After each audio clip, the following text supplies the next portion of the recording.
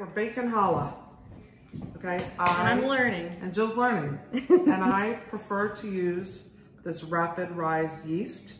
It's much easier to use it with this recipe. If you have another kind of yeast, please message me and I'll tell you the modifications you need. So the first thing you're gonna do is you're gonna take 2 packs of yeast, you're gonna cut them open, and you're gonna pour them into a large bowl. And then you are gonna add 1 tablespoon of regular granulated sugar, 1 tablespoon.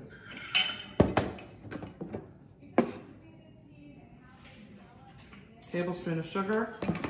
You're feeding the yeast. Sugar will help the yeast rise and proof, and also warm water. You want it to be warm. You do not want it to be boiling hot because it will kill your yeast. But you want it to be warm because warm water also feeds yeast. So pour the water in, give it a little stir.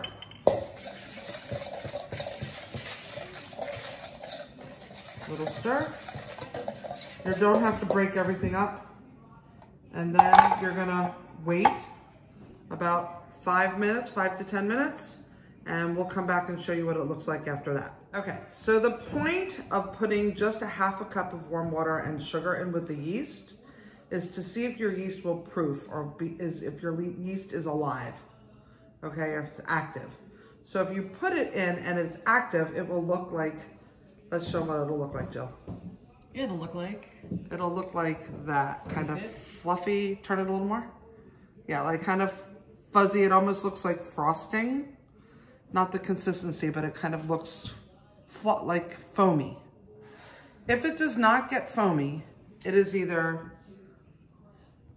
back up. It is either already dead or the water was too hot. And you killed it. And you killed it. So you want your yeast to look like we just showed you. So after that, after you get your yeast looking like that, the next thing for the challah you need is 3/4 cup of honey. Oh, but you want me to pan that? So a trick that I use to get honey out of these measuring cups is I grease it like a pan. So I poured a little bit of Pam on them, so then it'll come right out when you put your honey in. So we're going to do 3/4 cup, 1/2 and 1/4 is 3/4. And I could actually take the top off of this and make this go much faster. So let me do that. So we got 1, oops. The cool baker. Cool baker. So you got 1/2. And you see when you grease your measuring cup, everything comes right out. It's all good. I don't even need a spatula. It all comes right out. So we're going to use this again so we don't need to wash it. And then I don't want to forget my other 1/4 cup. So I have another 1/4 cup of honey. Brought just enough. To Chateau Lewis. To the baker's kitchen. Okay, there's another 1/4 cup. Again, if you grease it, it comes right out, and there is no need to do anything else. Into this, now we have our yeast and our sugar, and a 1/2 cup of water, and 3/4 cup of honey, and then we're going to add almost 3/4 cup of oil. I use canola oil. I've also used vegetable oil. Either one's fine. Don't use olive oil. Okay, so we're going to do a full 1/2 cup. And we're going to do a little bit less than a 1/4 cup. Just like a tablespoon less than a 1/4 cup. I don't think it would actually matter if you did the full 1/4 cup. Okay? You do that. Then you do a tablespoon of salt. 1 tablespoon of salt. And this is sea salt, but I guess anything If is it's fine. sea salt, I'm going to use a little less because it's very salty. So you do a tablespoon of salt. But you can use kosher salt or regular. Use kosher salt. I'm going to crack and put my egg in. 1 egg. Garbage can. Okay, garbage can. And I'm gonna give it a little bit of a stir to mix that all up. Basically because what's gonna happen next is we're gonna add some more water, and I don't want the egg to cook. So I wanna mix it up. And you're gonna mix it up so it looks kind of like this. I don't know if you can see. You can see that. You can see. So it's kind of a little foamy. It kind of looks like caramel. It's kind of a caramel color. And then you're gonna put 1.5 cups of warm but not hot water into this and stir it up. And it looks like you just have this watery caramel. Okay? So that, other than the flour, those are all the ingredients that go into challah. So my flour, I usually use King Arthur, but any bread flour will work. And today we're gonna use Pillsbury's Best bread flour. The recipe calls for 2.5 pounds of flour, or 2 to 2.5 pounds of flour. Most of the flour you'll get will come in a 5-pound bag. So it says to put about 1 pound in first, and I'm kind of used to doing this, so I'm not weighing it, and I'm just gonna kind of guess it. And I'm gonna put in, this is a 5-pound bag, so I'm gonna put in about 1/5 of this bag first. And is bread flour different than all-purpose? Bread flour has much more gluten than all-purpose flour, so it kind of makes your bread more elastic. Though I know many people who make challah using regular flour. I just always use bread flour. So you can stir this, and it'll be lumpy, and don't worry if it's lumpy, because after you can't stir anymore, you're gonna start putting your hands in. So that's what it looks like, very lumpy, like a very lumpy mixture. Then I'm gonna add some more. And as I said, at this time I'm kind of just eyeing it.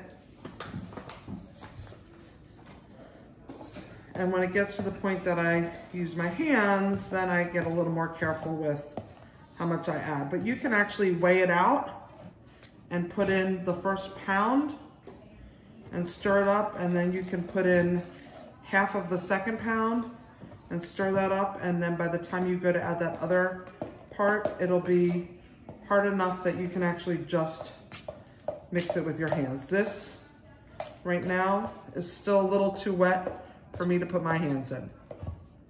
So I'm gonna add a little more flour.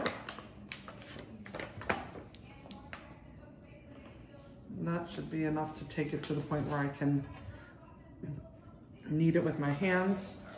So how many times would you say you've made challah? I would say that since COVID started, I made challah every week, except for maybe 3 weeks. The past 2 weeks, I haven't been able to because of my back, and 1 week we were away at the beach. So I would say other than those 3 incidences, I've made challah every week. This recipe that I'm using right now is actually half a recipe. And this recipe will generally, this half of recipe will generally make 4 medium-sized challah. Okay, so I'm gonna add a little bit more until I can get to the point that I think my hands are a better tool than this spoon to stir it, and I think I'm there. So I'm gonna pause for a second and wash my hands and take my rings off so that I can get my hands in this and really start kneading it.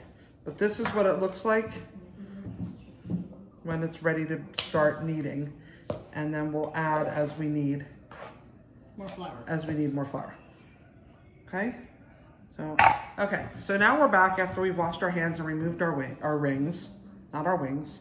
And this is kind of where we're at. And we would say, oh, if we're making cookies, this is probably great, but it's too sticky for challah.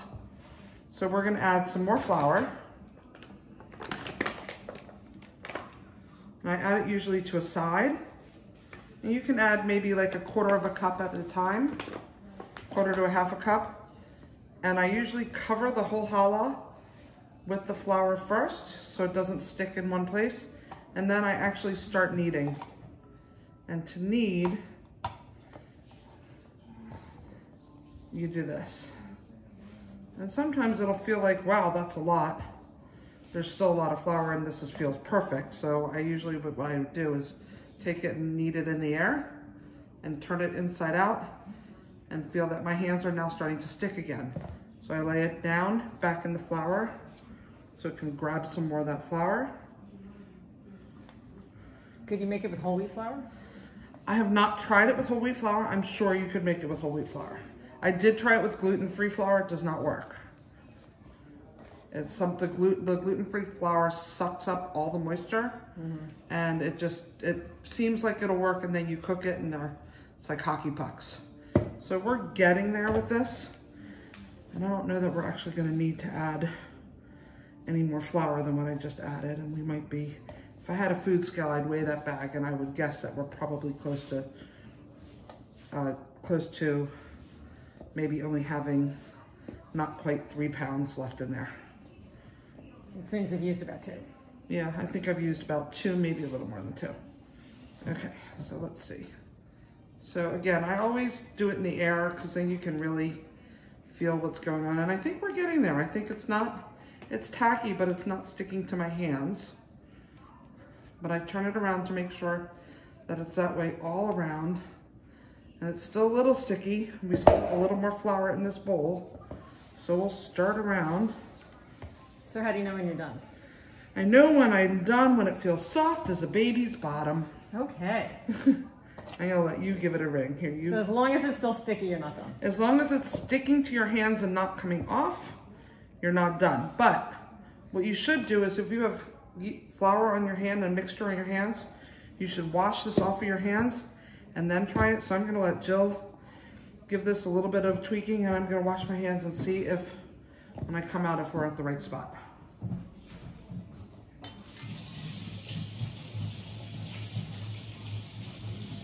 So you're also forming the gluten when you're working it. Yeah. It's very dense, and it pushes back, which I guess is good. Yeah.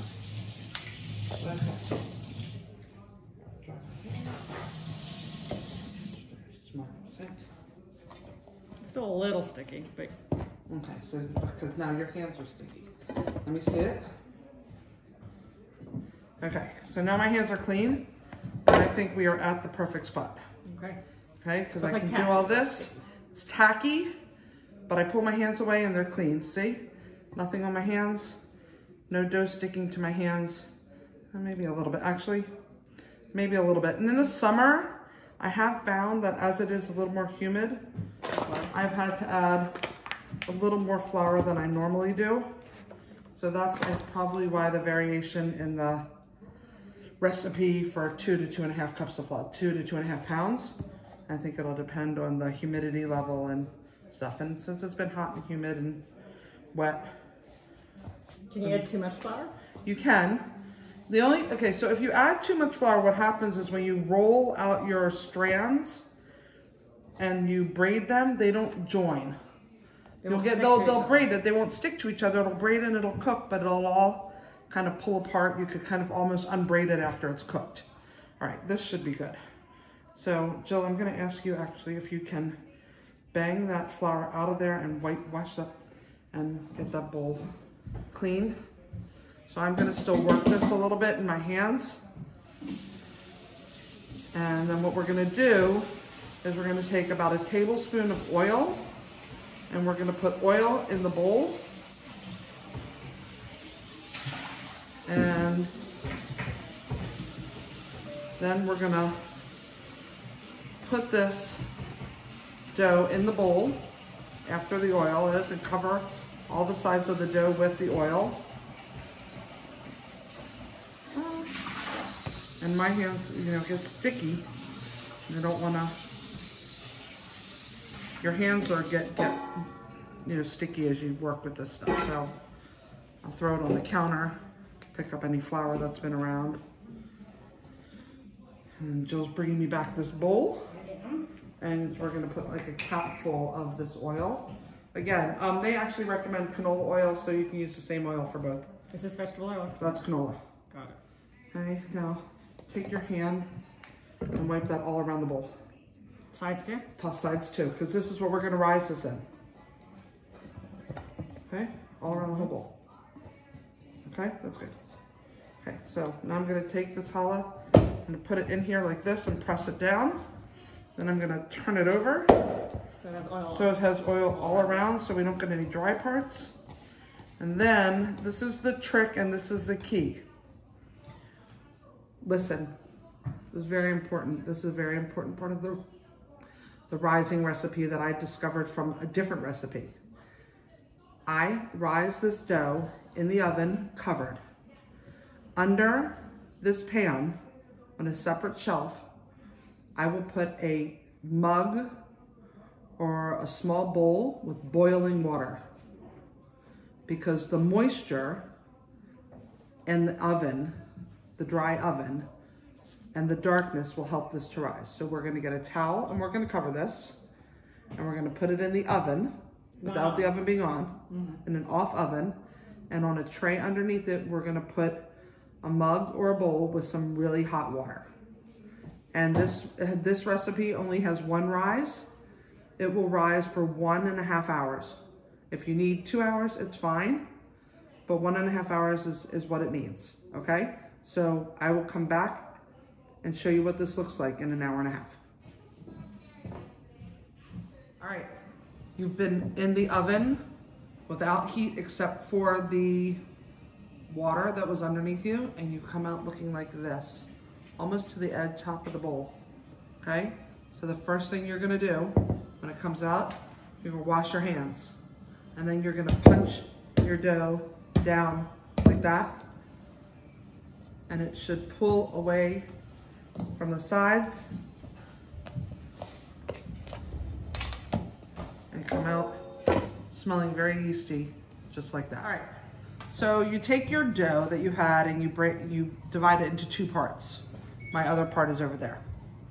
Then you take this piece and you're gonna divide it into 4 parts. If you're very particular, you can use a food scale. If not, just kind of eye it. So I usually get like a fistful. 1, 2, 3, 4. I'll see if any of them feel a lot lighter. This one right here feels a little light and this one feels a little heavy. So I'll take a little bit from that. And we'll make them somewhat even. It doesn't really matter that much. Okay, then you take your dough and you flatten it out almost like you're gonna do a pizza, but don't mash the whole thing out. Fold one side over the other so you're making almost like a hot dog bun. Put it aside. Do that to all 4 of them. This one seems a little weak. Okay, make a little hot dog bun, put it aside.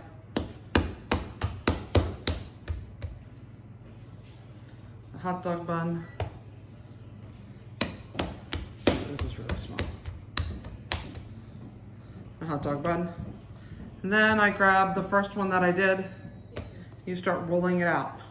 And when you get to like this point where the inside, the center is thick, do like 3 or 4 karate chops to get the air out.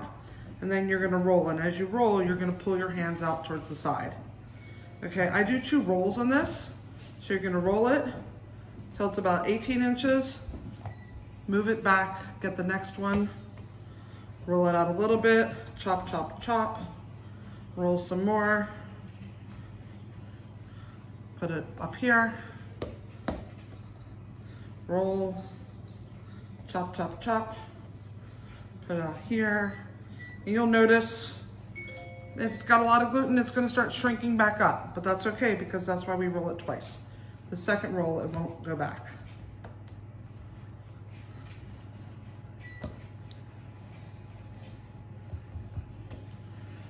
Okay, then you get your first one back that was 18 inches and is now smaller, and you roll it out and it'll hold its length now. I roll these to about 18 to 24 inches. That's what I work with to make the crown. There's 1.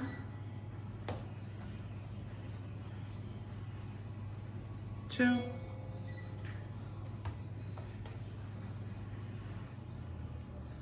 3.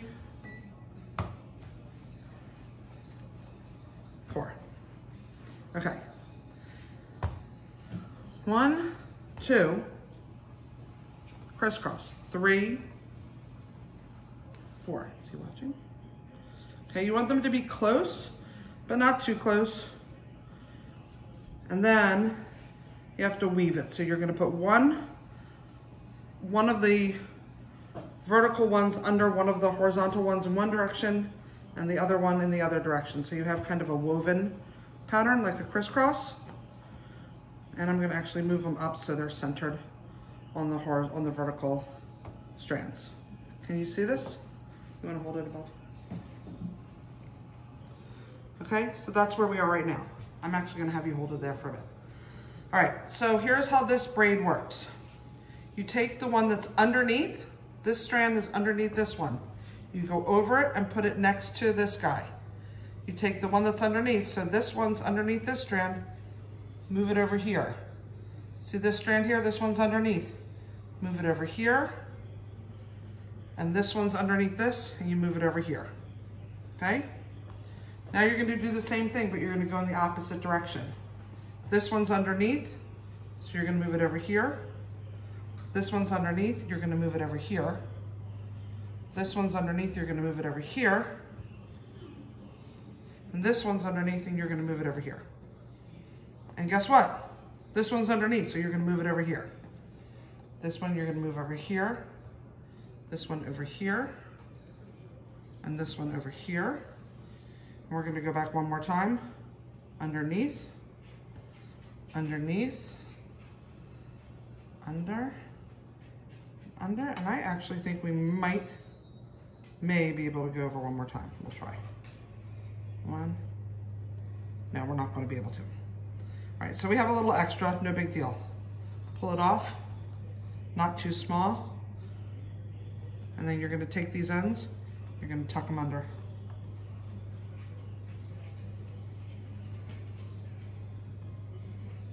This is a little long. Tuck it under.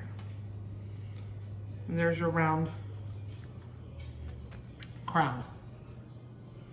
And if you have some extra pieces and you want to make something fun for yourself, roll it out a little bit.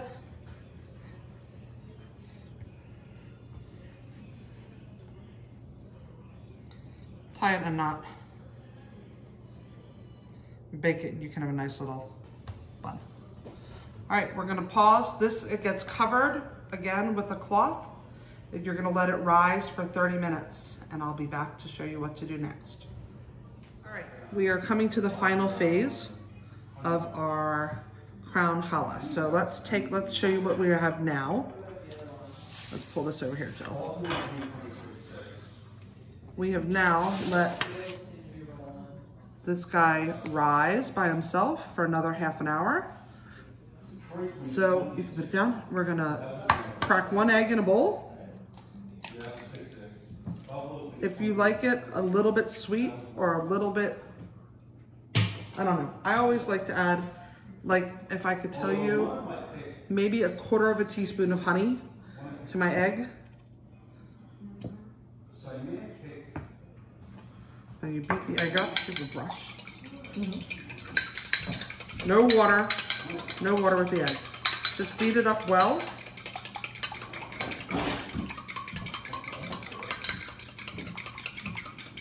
You're gonna, before you let this rise, this last time that you did, you're gonna wanna preheat your oven to 350. Sorry, didn't mean to neglect that step. You're gonna take a brush, any kind of pastry brush you have, and you're gonna brush this egg wash all over. And you wanna make sure you get all those cracks, because when this bakes, it's gonna expand a little bit, and you want everything to have this really lovely, yummy, kind of equal crust. I can't see what I'm doing over there. Am I getting it? Mm-hmm. Okay. This will all bake off a little bit.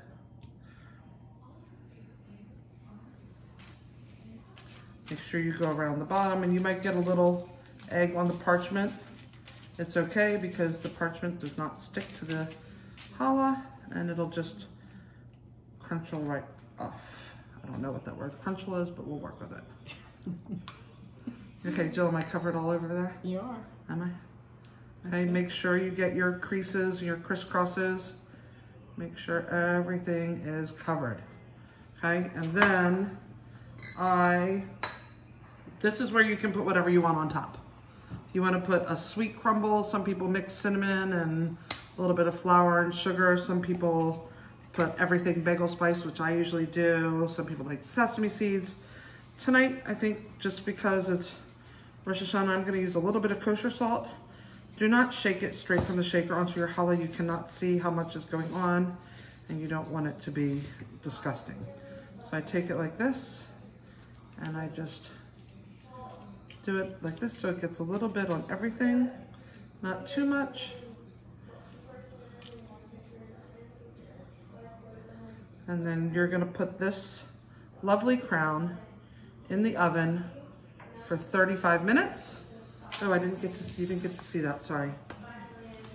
Okay, so I just literally sprinkled my, I use kosher salt, a little bit of kosher salt. Okay, and then it's gonna go into the oven for 35 minutes, and with the magic of television, we'll be back and show you what it looks like when it's done. Okay. Wow. And if you follow the directions, as they were given, I will post the recipe. You too can have a beautiful crown challah to grace your New Year Rosh Hashanah table. Enjoy. Bye. Stop that crazy thing.